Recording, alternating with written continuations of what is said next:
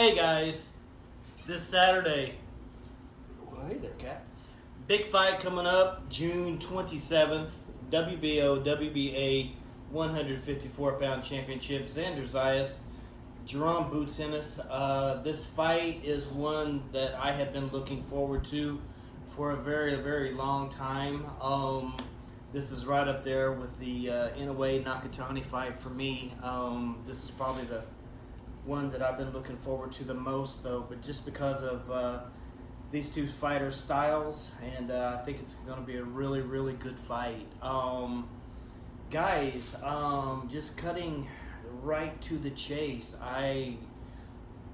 Whenever the fight was first announced, I picked Jaron Ennis by knockout, actually.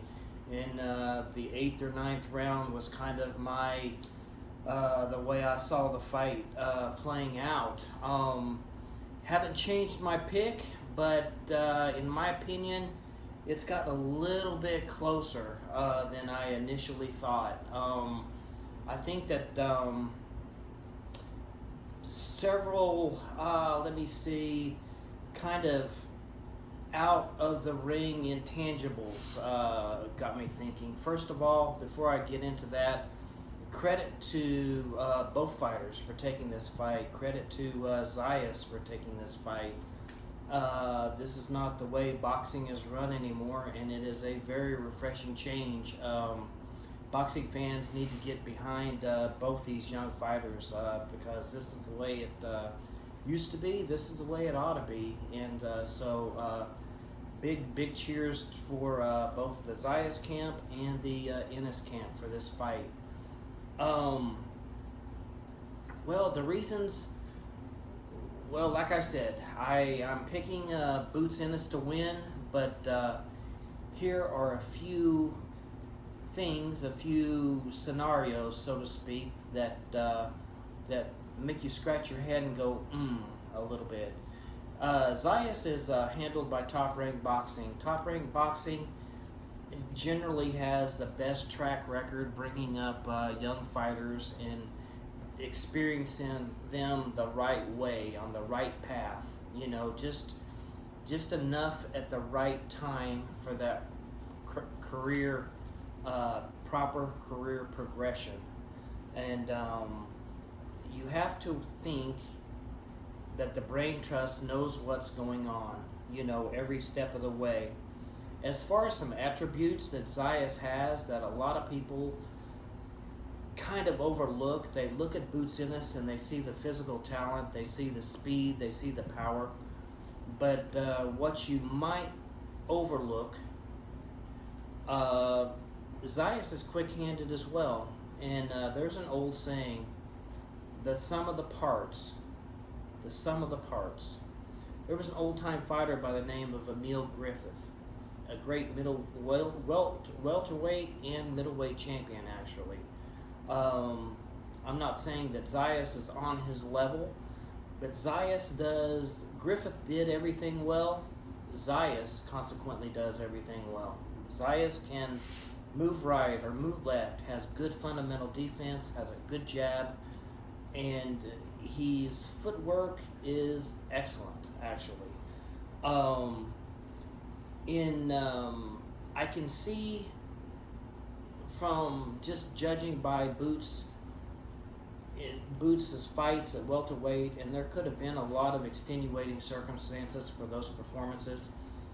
In all honesty, Boots probably stayed at 147 a little bit too long, but you have to go by what your eyes see. And I think that in exchanges, Zayas is going to be able to connect on Ennis, and I think that he has the quick hands to be able to score points.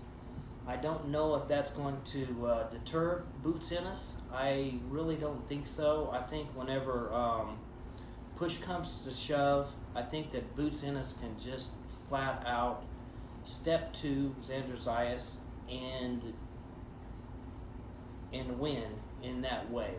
It won't be easy, but if in the worst case scenario for Ennis, if he has to step to Zayas and win in that way, I think he can. But from what I saw at the press conference today between the two fighters, I think that Zayas is definitely going to employ his footwork, just kind of box and try to pick his shots.